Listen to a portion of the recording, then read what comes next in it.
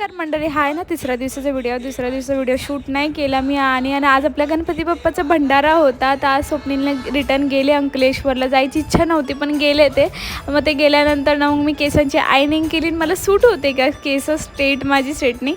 नंतर मम्मीची पण आयनिंग करून घेतली फटाफट. नंतर ना मम्मी कशी दिसते नक्की सांगा. आणि आम्ही आज दोघी दिसतोय ना मायले की एकदम सूटून. नंतर ना मग मी तयार झाली, मम्मीची साडी घेतली. काय भारी दिसते आज गाईच. मला तर खाली आरतीला गेले होते, किती जण होते बघा. नंतर प्रसाद घेतला आणि भंडारा चालू झाला फायनल. मग मी पण जेवण करून घेतलं.